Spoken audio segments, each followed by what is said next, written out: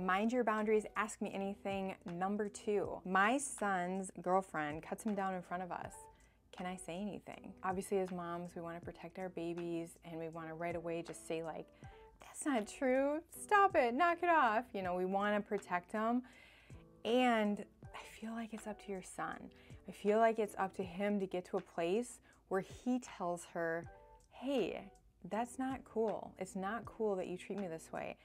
So I think my best advice is to wait for him to reach that point and allow him to tell her that's not cool. So just trust that you've raised a very confident person that has self-respect and dignity, and eventually he'll tell her himself. My out-of-town mother-in-law is asking for an open invite to stay whenever she's in town without having to ask us. No.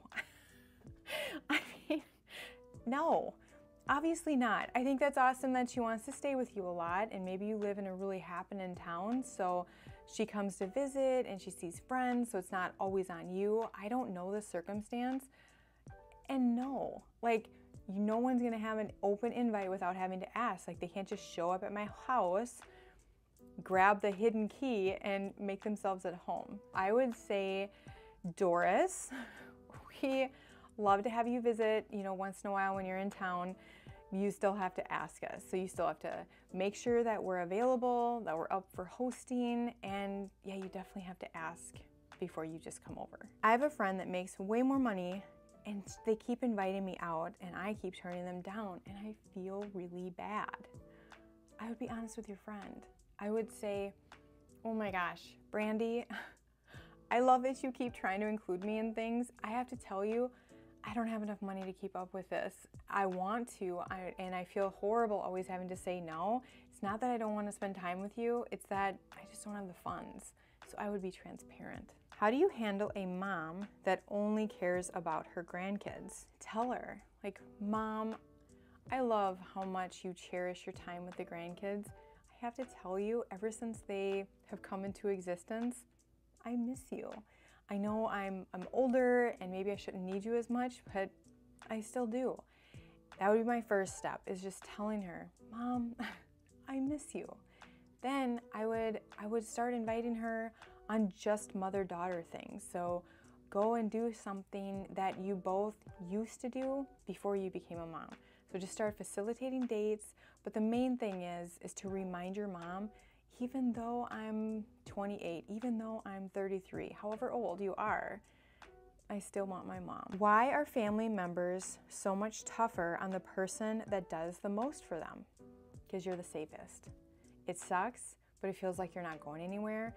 It also feels like you won't put up a fuss. So if there's like a squabble between two siblings, you're the one that's gonna get like squeezed to conform and apologize to the other one because you're just easier. And that sounds so bad because you would think because you give so much, you would be cherished. And it turns out, as humans, we don't like to exert more energy than we have to. And so the one that does the most for us, we feel the safest with them, but we also put in the least amount of effort and work for them.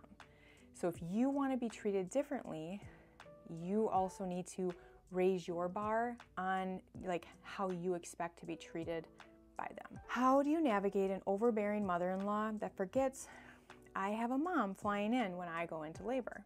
I would just kindly remind her. Every time she brings up, oh yeah, you know, like when you are in there and you're doing all this stuff and she's talking about things, I would just say, I know, you're absolutely right. And I'm so happy, like my mom will be right by my side. So just kindly keep reminding her, I know you're right. And I'm so glad that my mom will definitely get here on time, or my mom's flying in on Tuesday. So just kindly remind her. Is shutting out a toxic person also toxic? I think it depends. Depends on the behavior we're talking about. But in general, I believe if you're not feeling like unsafe, your mental health isn't being like thrown in the ringer, I believe it's always good to first set and hold appropriate boundaries, which means you're changing your behavior in order to still be in a relationship of some sort with them. And if that is still very unhealthy for you in whatever way, that's when then you consider cutting somebody out. Trying to reconnect with my mom, but every conversation goes back to her. I think episode 7 would be really good for you. It's about high conflict personalities, but in that episode, I really explain how their brain works and how their frame of mind or their perspective on the world is different, and I think that might really, really be helpful in this scenario. How did you learn so much about boundaries? By not having any. I didn't have any, completely lacked them, and then I married somebody that has like a fortress of walls around. Like, he's really good at boundaries, but probably to the point where he has walls instead of a fence. And through him and just learning, like life experience, I was able to find my middle ground. So by not having them, knowing how much that hurt my relationships, and then marrying somebody that showed me you can't be everything to everyone and still feel like you have energy for the people that you love, and then just kind of like finding my way. I made a new friend this year, and it turns out she's emotionally unstable. I invited her to my baby shower before I realized this, and now I want to uninvite her. Can I? So I mean, I would try to think of ways that I could have my moment and then kind of compartmentalize her so that if she does come, you don't have to be like, she's not all consuming. You feel like, no, there's no way I can enjoy this with her there, like her presence, and I'm really worried that she's going to take away from the event entirely. Then you can just say like, I'm really sorry, Stephanie, but I thought this relationship was going really well, and I can just tell we're just in different places in our life, and I think I'm gonna have to, part ways with you. My mother-in-law, who is cut off, is threatening to get a lawyer in order to see the grandkids. What are ways we can protect ourselves? I don't know this realm. Like, I don't know any of the legal system. All you can do is Google and just see, because grandparents' rights in every state is different. So what I would do in any situation when someone is threatening legal action is learn the law. So learn what are the criteria that a grandparent has to meet in order to say, yeah, you deserve rights because you were this involved in their life, or you provided this much financially, or you provided housing for this many months. Every state has criteria, so my advice is to educate yourself.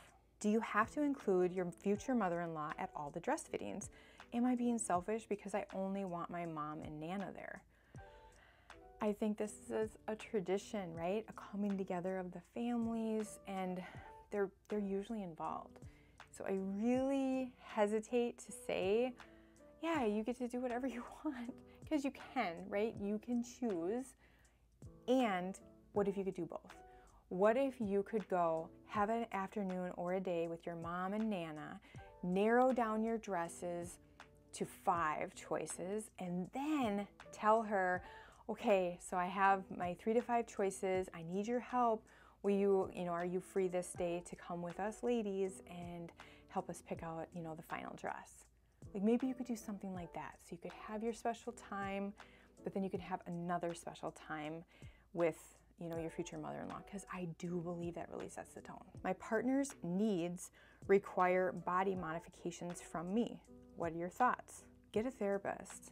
Get an outside perspective, because sometimes we can think, like, we can be so close to the picture that we do things and we don't even realize, like, what we're actually the dangers we're putting ourselves in. Get a therapist, get a neutral outside perspective to help you process everything that's going on and what this entails.